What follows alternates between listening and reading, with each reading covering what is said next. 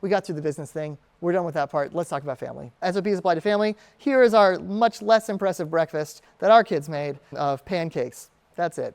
How do we do this? I don't know if you guys got the discussion questions. They were talking about, one of the questions was, hey, what's the most chaotic area in your life? If you're going to take a picture, this is when you take a picture. This is the slide that matters. How do we go about this process? 1 is we're going to select a skill or behavior. 2, we're going to document exactly how you want it done. 3, we're going to train that standard operating procedure. And 4, we're going to iterate it as necessary. My recommendation is when you select a skill or behavior, let's start with the thing that's the most painful, right? Make it worth your while to do it. Or if you're like me, you can start with like 15 systems simultaneously and create a huge amount of chaos in your home. Either way works. I'd recommend just choose one. It's a better way to start. Select a behavior or skill. I asked Chandler for her document. Chandler's my wife. I asked Chandler for her document of the SOPs that we're currently using. And this is what was in her one Canva document with all of these different, we have a documented system for all of these, like dental care routine, just brushing your teeth, breakfast, lunch, pickup, bedtime routine, bedroom pickup, kitten care, getting in the car. So we did all these different things. And in preparation in the past week for this talk, I was like, you know what? The dinner pickup has not been going well. We need a re-examination of what happens after dinner.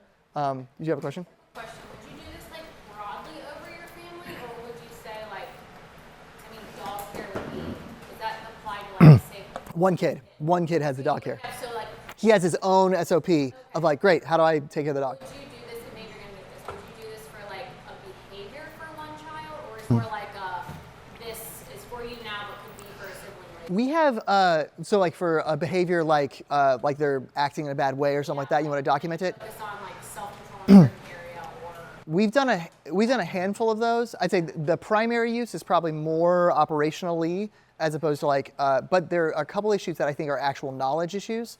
A big one was what happens when a kid does something mean to you at a party or when we have a bunch of people over at our house. And I documented that system and wrote it on the whiteboard for them of like, hey, step 1, talk to the kid. Don't go get their dad. Talk to the kid directly, right?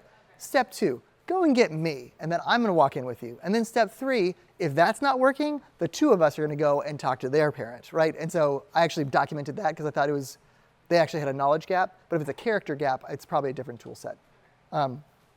So for us, this is literally 8 days ago. I was like, let's like actually try to do this again so we're not just talking about things that we did 6 months ago. We redid the dinner pickup routine in the past week in our home, and I've been trying to train the kids in that.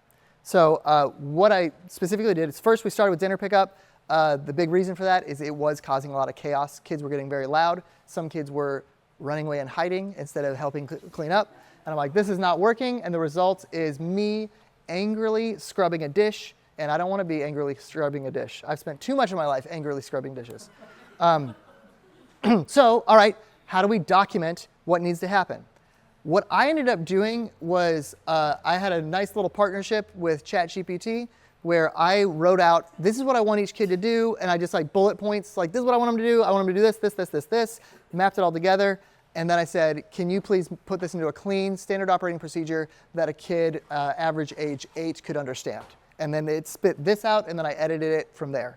That's another important piece here. I did post this for them, AKA how to get dessert. So I did put a reward at the end. It's like, hey, if you want dessert, this is how you get it.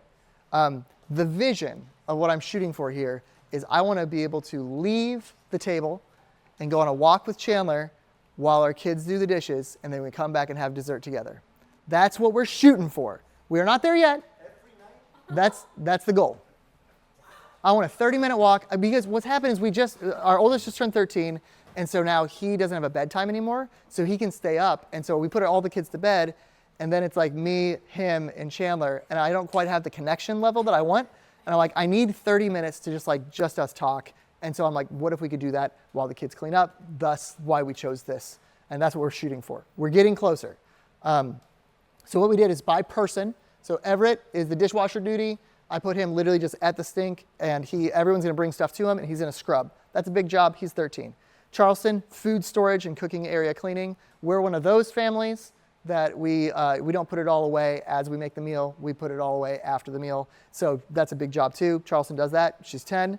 Penny is going to be the queen of clearing all the surfaces. Truman is helping in that, and he is still working on reading a little bit, so we have emojis down here to kind of help him. That's a plate going to a sink. That's a napkin going in the trash. Makes sense? And so we documented this, and then I said, hey guys, here's a draft. Let's try it, and we're going to try it together. And I was thinking, I'm going to have to rewrite this. And so I've rewritten it one time so far as we kind of went through it, because specifically emptying the trash was too heavy for the 6-year-old, and so we're going to have to give that to somebody else. All right, so we selected a behavior, dinner pickup. Second, we documented exactly how we want to do it. And now third is now we got to train it. Step 1, I'm going to show you how to do it.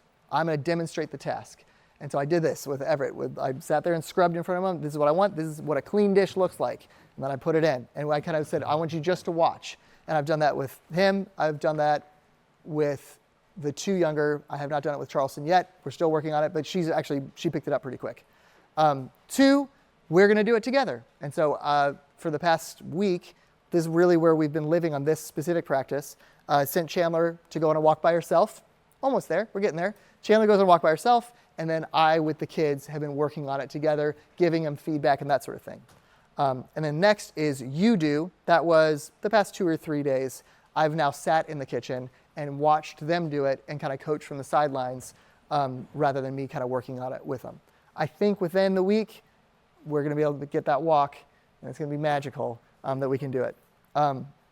Makes sense? But this training thing, if it's going to fall apart, most families, definitely in our family, this is where it falls apart. I like to throw down a document and then peace out and then hope that they get it right. That doesn't work with children. It doesn't work with employees. We have to actually kind of do the work of I do it in front of you, we're going to do it together, you're going to do it on your own. All right, and then last is you're going to have to iterate as necessary. Did we select an unreasonable task? Is this like, can the kid not pick up the trash bag? If he can't pick it up, there's nothing that I can train him in. He just doesn't have the muscle, right? Did we document a flawed process, right? Did we document it insufficiently? We got a couple of those that were like, oh shoot, we have to get more detailed.